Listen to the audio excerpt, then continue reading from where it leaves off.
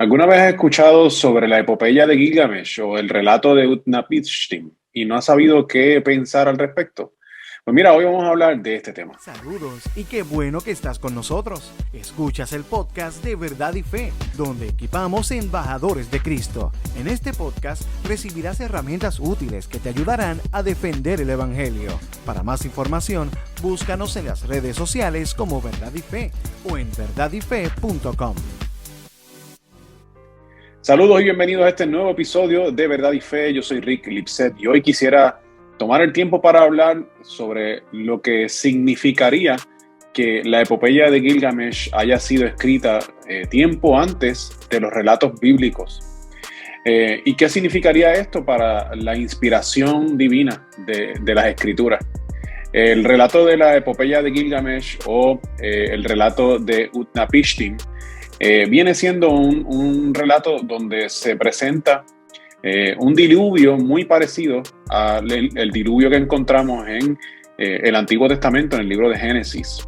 Entonces se ha descubierto de que estos relatos datan de mucho antes de los relatos bíblicos, y entonces pues surge la pregunta o la inquietud de que si esto es así, pues entonces pone en tela de juicio la inspiración divina. Pero cuando vamos a hablar de este tema o pensar de este tema, pues primero tendríamos que hacer, como diría Joel Rodríguez Morales, quitarle los dientes a este argumento.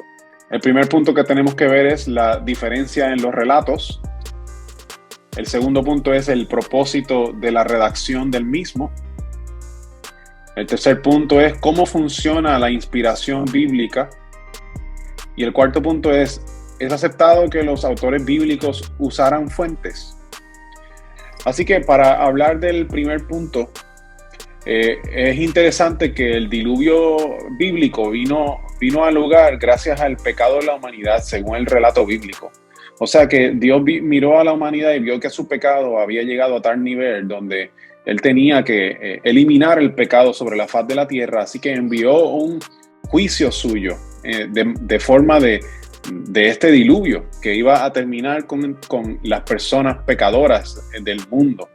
Ahora, esto no fue de inmediato, sino que le dio oportunidad al ser humano para que se arrepintiera y para que se montara incluso en el arca que construyó Noé, porque Noé no construyó el arca de un día para otro, sino que hubo oportunidad de arrepentimiento, pero el ser humano decidió continuar en su pecado, cosa de que cuando Noé terminó el arca, pues entonces Dios le dijo que se montara en él junto con todos los animales que llegaron, y Dios mismo cerró la puerta, enviando juicio sobre la tierra, sobre los seres humanos pecaminosos.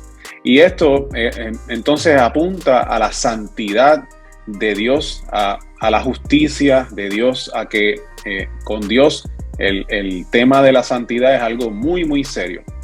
Pero cuando vamos al relato de Gilgamesh, cuando vamos a la epopeya de Gilgamesh o al relato de Utnapishtim, como querramos llamarle, vemos que el relato tiene unos contrastes muy marcados y bien importantes que sepamos estas diferencias.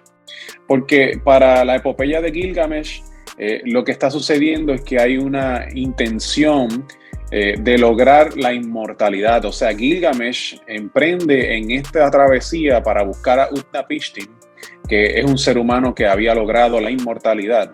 Y él quería buscarlo para que le dijera el secreto. Y entonces es ahí que se entera que hubo un diluvio y Utnapishtim logró cruzar el diluvio por un arca que construyó, que era cuadrada. Y entonces cuando logró atravesar el diluvio, pues entonces los dioses que de por sí ya habían enviado el diluvio porque estaban cansados del ruido que hacían los seres humanos y querían eliminarlos porque les molestaban.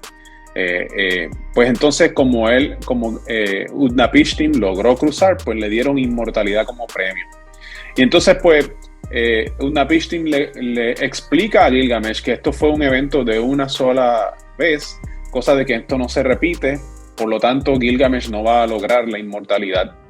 Y entonces como regalo de consolación, Utnapishtim le dice de un lugar donde puede tirarse al océano y en el fondo va a encontrar una planta muy especial. Pero entonces Gilgamesh lo hace, busca la planta, la consigue, pero de regreso la pierde. Surge una trama donde la pierde la planta.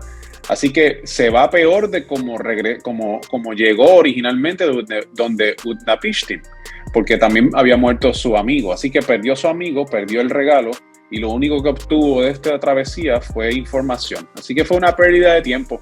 Y eso es lo que presenta ese relato. Cosa que, aunque se parecen en algunos detalles, las diferencias es lo que lo hace, es lo que lo distingue del relato bíblico. Y las diferencias, entonces, es la que nos permiten a nosotros estar tranquilos, porque el relato bíblico está dando unos énfasis muy diferentes y muy importantes sobre quién es Dios. El segundo punto es que el propósito de cada texto es muy diferente.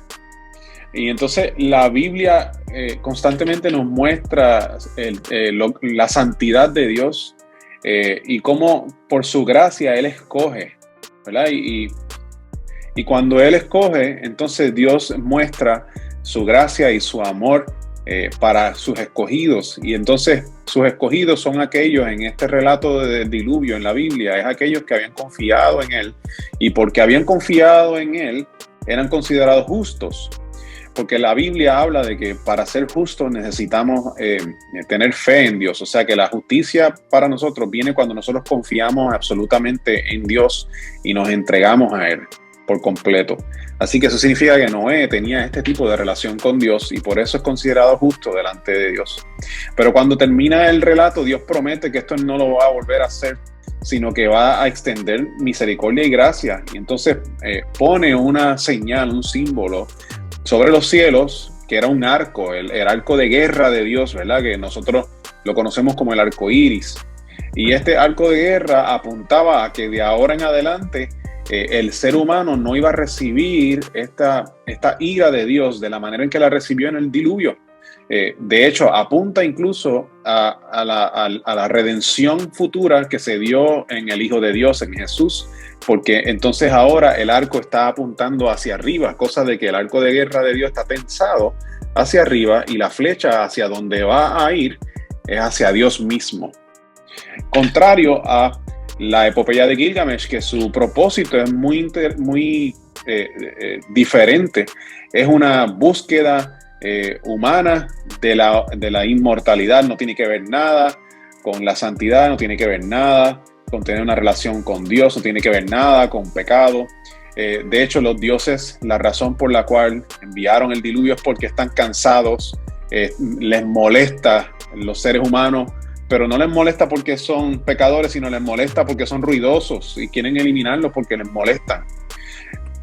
Así como cuando uno está en su casa un domingo tranquilito, de repente alguien cercano a ti pone una música muy muy alta y te molesta la música, pues así mismo a los dioses les molestaba el ser humano y querían eliminarlo por eso. Así que es muy diferente a lo que nos presenta la Biblia. El propósito del texto es muy diferente. De hecho, la resolución de la epopeya de Gilgamesh es que la travesía que Gilgamesh intenta es una imposible, que debemos resignarnos a intentarlo, no porque no lo vamos a lograr, y que debemos aceptarlo así, que la muerte vendrá.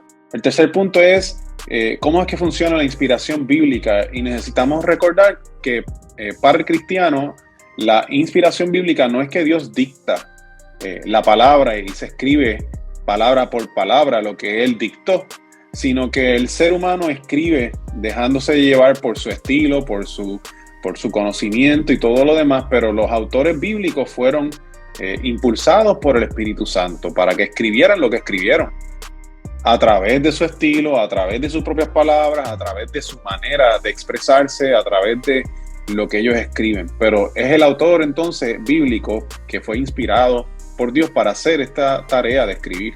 El cuarto punto entonces es la pregunta de ¿es aceptado que los autores bíblicos usaran fuentes externas? Y entonces aquí es bien interesante. Es bien interesante porque a veces se nos olvida que Moisés, quien fue quien escribió el relato de Génesis, Moisés fue criado por Faraón. El relato bíblico de Éxodo nos dice que a los hebreos se les prohibió tener hijos y que el faraón envió a que mataran a todos los varones que nacieran, pero la mamá de Moisés le pareció mejor guardar la vida de su hijo y así lo logró. Y después de todo un plan que ella ejecutó junto con la hermana de Moisés, lograron salvarle la vida a Moisés. Y fue criado entonces por el propio faraón, en la casa del faraón. Fue criado Moisés hasta su adultez, hasta los 40 años, estuvo viviendo bajo la realeza del faraón. Y eso significa que en esos 40 años Moisés tuvo que haber sido educado en la casa del faraón. Y esto significa también que estos relatos, por ejemplo, el de Gilgamesh, que data de antes de lo que tenemos de la escritura, posiblemente estaba en las bibliotecas de faraón, cosa de que Moisés tenía acceso a esto. Moisés tenía acceso a la literatura y a todo lo que estaba escrito para esa época. Moisés era una persona educada en ese sentido, cosa de que él tenía este conocimiento. Ahora, lo interesante no es si Moisés tenía una fuente externa o no, sino que lo interesante es que Moisés le da la intención correcta a esa información externa. No sería lógico que un ser humano escriba algo que le imposibilita a él mismo alcanzar. Y así vemos el relato por ejemplo, del diluvio, porque la santidad de Dios es algo que es inalcanzable para nosotros. La única manera de ser visto justo a los ojos de Dios es a través de una relación con Él y que por la fe que tenemos en Él, Él nos ve justos. Pero no es algo que nosotros logramos, por su gracia nos ve justos.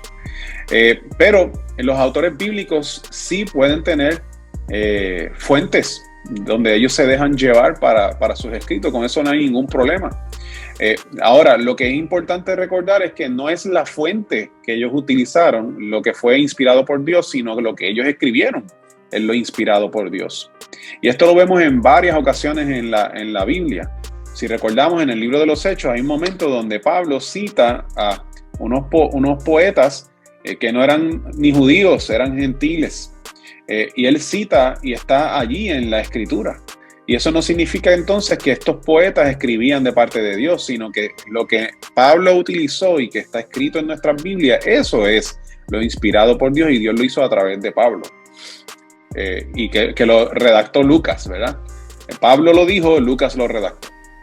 Pero ese no es el único momento donde sucede. Por ejemplo, si vamos al libro deuterocanónico que se llama Sirácides, capítulo 27, versículo 6, este libro no está en nuestras Biblias. Es un libro que no es inspirado por Dios, cosa de que nuestras Biblias, sobre todo las Biblias evangélicas, Biblias protestantes, no lo van a tener. Es uno de esos, de parte de la colección de libros deuterocanónicos, o sea que no son inspirados por Dios.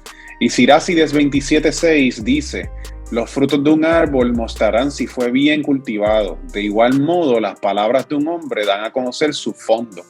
Y es bien curioso porque este texto se parece mucho a algo que Jesús mismo dijo, y lo tenemos en Mateo 7, 15 y 16, que dice: ten cuidado de los falsos profetas que vienen disfrazados de ovejas inofensivas, pero en realidad son lobos feroces.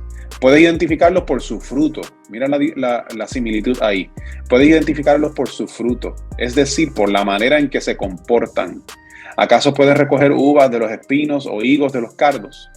Así que porque Jesús haya citado o dicho algo muy parecido a este libro de Sirácides, no significa que el libro de Sirácides sea inspirado por Dios, sino que las palabras de Jesús, según escritas por el evangelista Mateo, eso es la palabra de Dios.